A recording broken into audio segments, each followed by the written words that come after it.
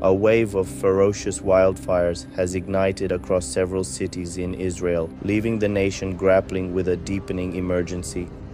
Israel is burning. Massive wildfires have erupted with such fury that officials are calling this potentially Israel's largest fire ever. Entire communities evacuated, major highways shut down, international rescue called in, and the timing? Israel's most sacred Memorial Day. What's happening will shock you. Flames erupted simultaneously in regions surrounding Haifa, Beersheba, and Ramat Gan, catching many residents off guard.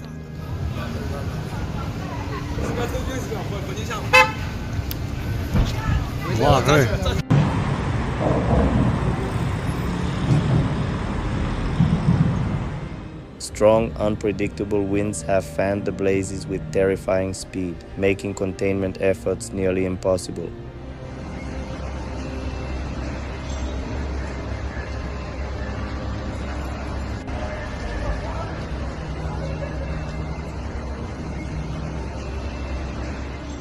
The fires have leapt across roads and rivers, turning once safe neighborhoods into zones of chaos and fear.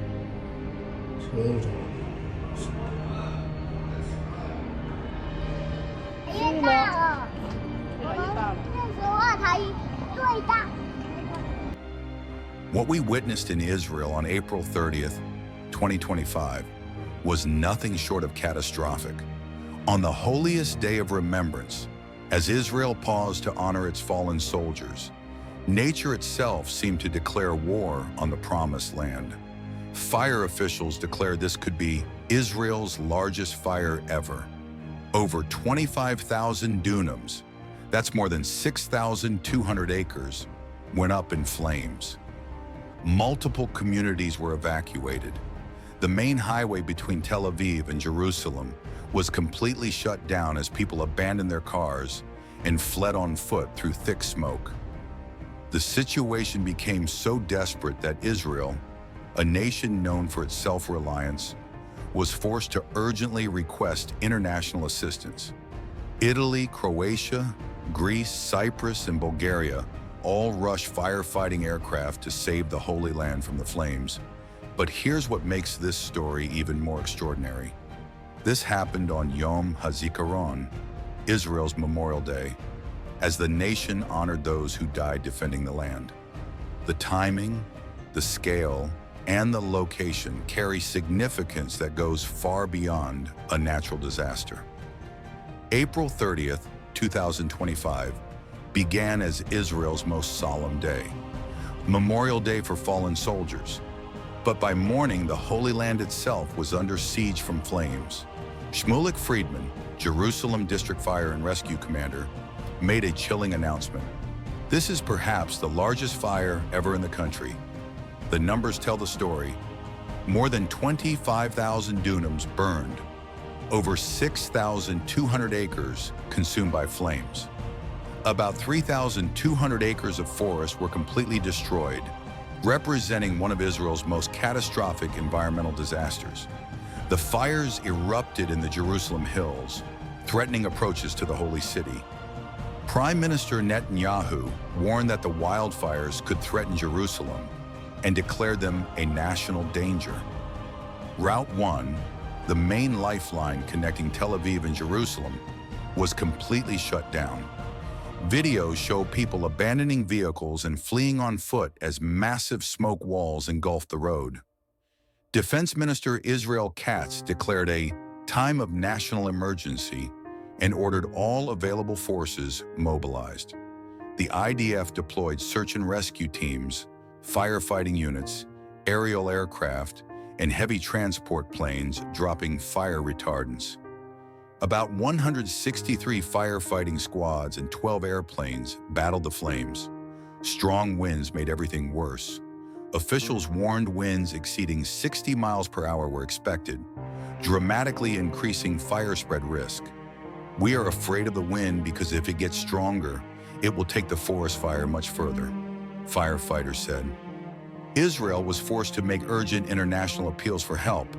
A nation known for self-sufficiency acknowledging its resources weren't enough to save Jerusalem.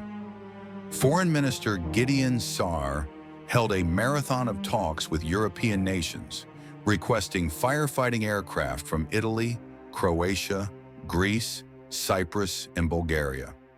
The response was immediate. Italy and Croatia sent 3 firefighting planes. The sight of European aircraft rushing to defend Jerusalem carries profound significance. Israel's internal response showed the crisis scale. The Home Front Command dispatched over 50 fire engines, rescue teams, and supplied more than 300,000 liters of water. The Israeli Air Force deployed 4 massive C-130J Super Hercules planes that dropped over 95 fire-retardant loads overnight. Elite Unit 669 performed aerial reconnaissance. Hadassah Medical Center began evacuating non-urgent patients to prepare for casualties, asking the public to avoid coming unless absolutely necessary. At least 18 people were hospitalized, mostly for smoke inhalation and burns, including 2 pregnant women and 2 infants. The timing was extraordinary. Fires erupted on Yom HaZikaron, Israel's Memorial Day, continuing into Independence Day celebrations, forcing unprecedented cancellations of national ceremonies. Independence Day events were canceled in Jerusalem, Tel Aviv, Ashkelon, Modi'in, Beersheba, Mevaseret Zion, Lod, Ariel, Ma'ale Adumim, and Kiryat Ono. The annual torchlighting ceremony on Mount Herzl was canceled for the first time in decades. The symbolism is profound. On the day Israel remembers its war dead and celebrates independence, fire threatened the ceremonies honoring those who died defending the land. The Hostages and Missing Families Forum canceled their Tel Aviv rally focused on 59 hostages still held in Gaza. Even this urgent cause yielded to the fire threat. Canada Park saw 70% destruction compared to the devastating 2010 Mount Carmel fire that killed 44 people. The Latin Patriarchate reported heavy agricultural damage, though historic churches were spared. The Shin Bet investigated suspected arson. A 50-year-old East Jerusalem resident was arrested with lighter, cotton wool, and flammable materials. As darkness fell, fire officials warned of long, critical hours ahead, with blazes showing no signs of slowing. Fires were active on multiple fronts, with dozens of centers in the Jerusalem hills. 20 firefighters were injured. 9 people were rescued from smoke-engulfed vehicles. 4 vehicles caught fire before rescue teams reached occupants. International assistance expanded as several countries offered additional help. The European response to defend Jerusalem was unprecedented. Wind remained the greatest threat. Jerusalem District Fire Department warned winds exceeding 60 miles per hour were expected. In the near future, dramatically increasing fire spread risk. This turned firefighting into a race against time and weather. Emergency protocols activated region-wide. Schools closed. Evacuation centers opened. Hadassah Medical Center prepared to possibly evacuate all patients except critical ones to upper floors if flames approached.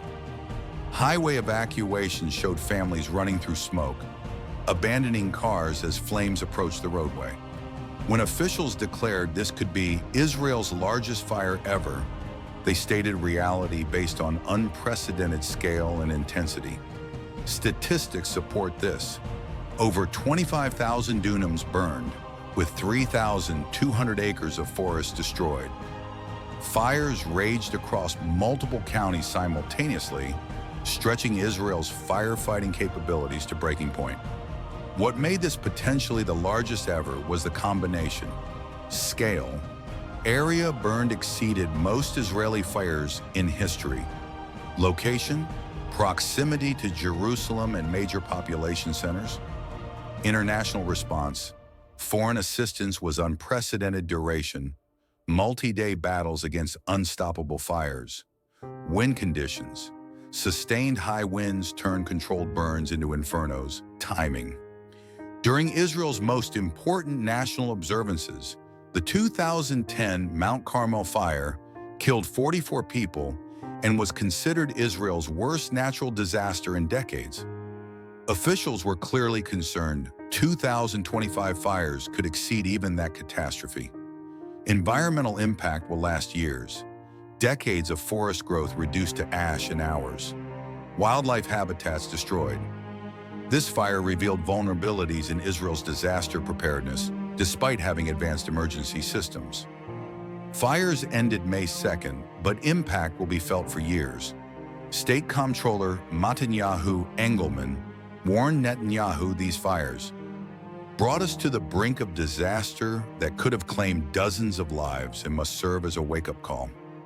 Climate change will likely cause more frequent, more extreme and destructive weather-related events, requiring urgent preparation.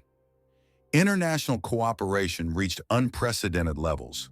European firefighting aircraft defending Jerusalem created diplomatic goodwill, showing how disasters can unite nations. Questions remain about preparedness. Fire officials noted Israel's manpower shortage. Only one firefighter per 4,500 residents. Economic impact was severe. Tourism disrupted, agricultural damage, infrastructure repair costs in millions. The psychological impact was profound. Thousands evacuated, major routes shut down, Jerusalem threatened, created lasting trauma. Environmental scientists warn this may be the new normal as climate change creates severe wildfire conditions.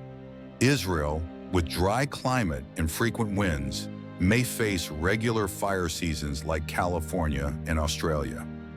I know that some of you watching right now might disagree with this message. You might be typing a comment saying this is fear-mongering or that we're misinterpreting Scripture. Some of you might even be reaching for the unsubscribe button, believing this channel only tells lies or exaggerates world events. I respect your perspective. Truth-seeking should involve healthy discussion and even respectful disagreement. If you're skeptical, I invite you to share your thoughts respectfully in the comments. This channel isn't about forcing beliefs, but about examining world events through the lens of biblical prophecy. We may not always get everything right, but our commitment is to seek truth with integrity. What we can verify is that over 25,000 dunams burned, multiple communities were evacuated, international assistance was required, and Israeli officials called this potentially their largest fire ever. These are documented facts from credible Israeli and international sources. The fires that swept through Israel on Memorial Day 2025 represent more than just a natural disaster. They demonstrate the vulnerability of even the most prepared nations and the power of nature to humble human pride. The documented facts speak for themselves. Over 25,000 dunams, 6,200 plus acres, burned potentially Israel's largest fire in history, multiple community evacuations, international rescue operations from 5 countries, complete shutdown of major transportation routes, Memorial Day and Independence Day ceremonies canceled nationwide hospitals preparing for mass casualties, military deployed in firefighting operations. The timing was extraordinary.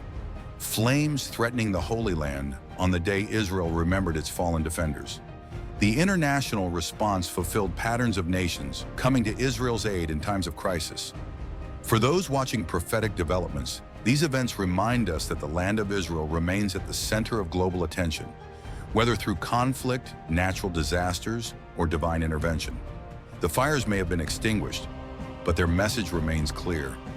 In an uncertain world, our security ultimately rests not in human preparations or international cooperation, but in the sovereign protection of the God who watches over Israel. Psalm declares, "Behold, he that keepeth Israel shall neither slumber nor sleep." Even when fires threaten the approaches to Jerusalem, God's protection ultimately prevails. Israel survived its trial by fire, but the lessons learned will echo for years to come.